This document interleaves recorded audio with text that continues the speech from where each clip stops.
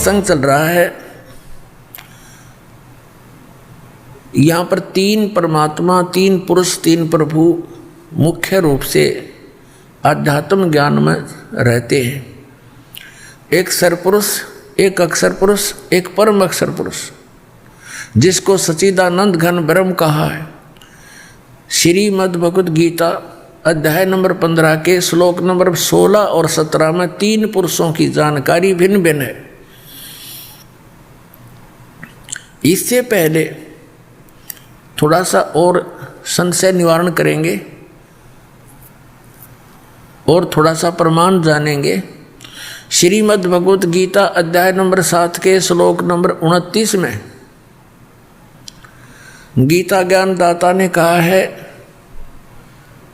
कि जो व्यक्ति उस तत्ब्रह्म से परिचित है और सारे अध्यात्म ज्ञान से परिचित है, सभी कर्मों से परिचित है, वो केवल जरा और मरण से छूटने के लिए ही प्रयत्न करता है, संसार की और किसी भी वस्तु की इच्छा नहीं रखता।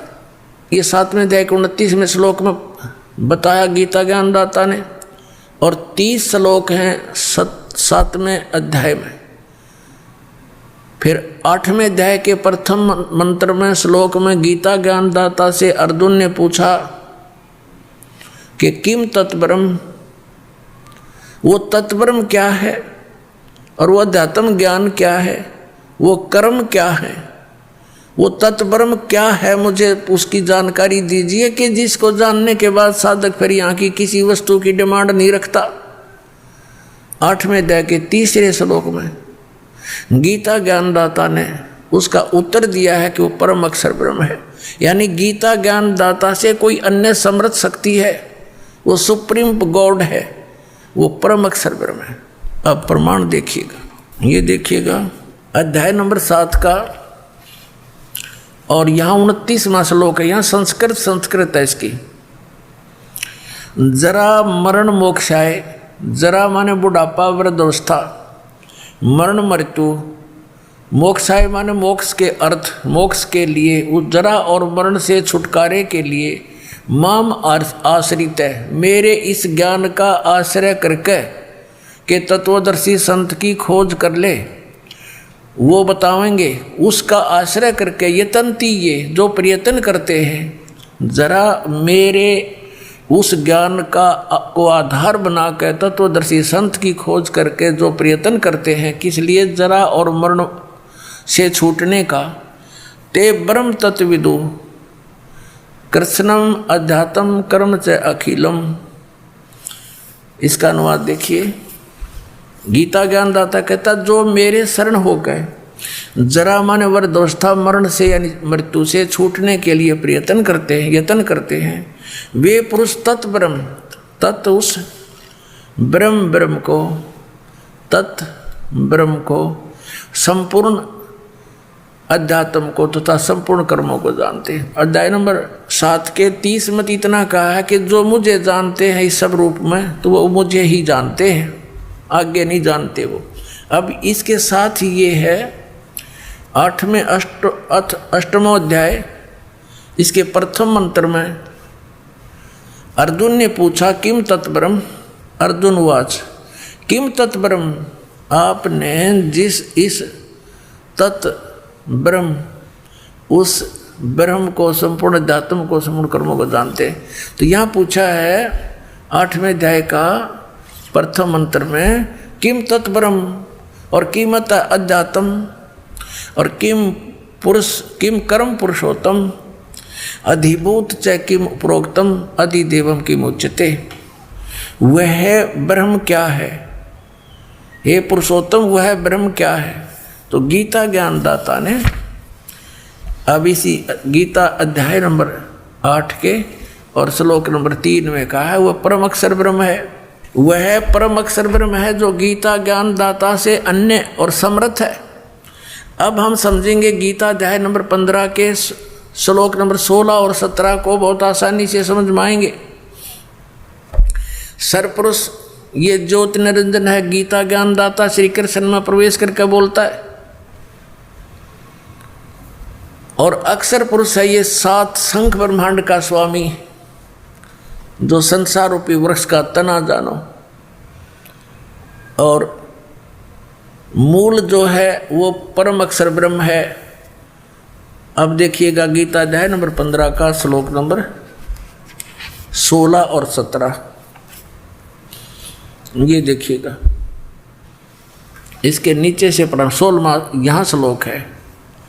द्विवौ इमौ पुरुषौ लोके सरह च अक्षर है एव च।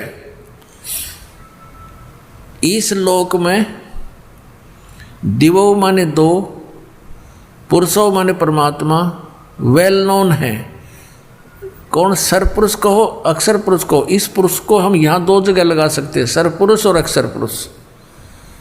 और इनके अंतर्गत जितने प्राणी हैं वो तो नासवान हैं, जीवात्मा किसी की मरती नहीं है, तो सबका गधे की भी नहीं मरती। यह अनुवाद देखें। इस संसार में नासवान और अविनाशी भी ये 2 प्रकार के पुरुष, यानी पुरुष माने परमात्मा प्रभु हैं, एक सरपुरुष एक अक्षर पुरुष। और संपूर्ण प्राणियों के शरीर नासवान है, जीवात्मा तो सबकी अविनाशी है, गधे कुत्ते की भी है। अब 17 में कहा कि उत्तम पुरुष तो इन दोनों से, इस सर और अक्षर से, ये 2 पुरुषों से अन्य है। उत्तम पुरुष है तो अन्य, और परमात्मा इति उदारत है, जिसको परमात्मा कहा जाता है। ये लोकत्रयम् आविश्य विभर्ति, जो तीनों लोकों में प्रवेश करके सबका धारण पोषण करता है, अवय ईश्वर है, वो वास्तव में अविनाशी परमात्मा है। उत्तम पुरुष यानी श्रेष्ठ प्रभु तो कोई और है, इन दोनों से 16वें श्लोक वालों से अन्य है, और ही है। तीनों लोकों में प्रवेश करके ये संसार रूपी वृक्ष से, सब पूरे संसार रूपी वृक्ष को यानी जड़ों से ही आहार प्राप्त होता है, यानी उस परमात्मा से ही सबका धारण पोषण हो रहा है। वो सबका मालिक है, सबका दाता है। अब यहाँ फिर देखिए, उत्तम पुरुष तो अन्य ही है, जो तीनों लोकों में प्रवेश करके सबका धारण पोषण करता है। वो अविनाशी परमेश्वर परमात्मा इस प्रकार कहा गया है। अब ये विचलित कर देंगे आपको ये तत्वज्ञानहीन 15वें अध्याय के 18वें श्लोक में। अपने आत्मा ये तत्वज्ञान है, और ये तत्वज्ञानहीन प्राणी आपको यहाँ अड़ा देंगे कि गीता ज्ञान दाता ने 15वें अध्याय के 18वें श्लोक में बताया कि वो उत्तम पुरुष मैं ही हूँ। नहीं, यहाँ तो इसने ये कहा कि मेरे अंतर्गत जितने प्राणी हैं उनसे मैं उत्तम हूँ। इसलिए लोक वेद के आधार से यानी दंत कथाओं के आधार से मैं पुरुषोत्तम प्रसिद्ध हूँ। लेकिन उसने स्पष्ट कर दिया है 15वें अध्याय के 17वें श्लोक में कि वो तो कोई और है, उसको तो तत्वदर्शी संत बताएंगे। बस इतनी सी बात है। ये देखो, इसका यह अनुवाद है गीता अध्याय नंबर 15 का और श्लोक नंबर 18। क्योंकि मैं, इसका अर्थ है यस्मात् सर अतीत है अहम अक्षरात् अपि च उत्तम उत्तम अतः अस्मि लोके वेदे। लोके वेदे माने लोक वेद में दंत कथाओं के आधार में मैं पुरुषोत्तम प्रथित माने प्रसिद्ध हूँ। क्योंकि मैं नासवान जड़ वर्ग क्षेत्र से तो सर्वथा अतीत हूँ और अविनाशी जीव आत्मा से भी उत्तम हूँ, इसलिए लोक और वेद में पुरुषोत्तम नाम से प्रसिद्ध हूँ। अब यहाँ इसने क्या कहा है, यदि ये और साथ में श्लोक आपको ना सुनाए जाते तो यहाँ आपकी बुद्धि नहीं सेट होती। ये कहता कि मेरे अंतर्गत जितने भी प्राणी आते हैं, क्योंकि ये केवल 21 ब्रह्मांड का स्वामी है और इसको सरपुरुष भी कहते हैं। तो ये कहता है मेरे अंतर्गत जितने प्राणी हैं वो चाहे तो नासवान जड़ वर्ग है और चाहे अविनाशी जीवात्माएं हैं, उनसे मैं उत्तम हूँ, श्रेष्ठ हूँ। इसलिए इस दंत कथा के आधार से, लोक वेद के आधार से मैं पुरुषोत्तम प्रसिद्ध हो रहा हूँ। वास्तव में पुरुषोत्तम तो उसने बता दिया कोई और ही है। और फिर 8वें अध्याय के श्लोक नंबर 1 के उत्तर में 8वें अध्याय के 3रे श्लोक में गीता ज्ञानदाता ने स्पष्ट ही कर दिया है कि वो परम अक्षर ब्रह्म है।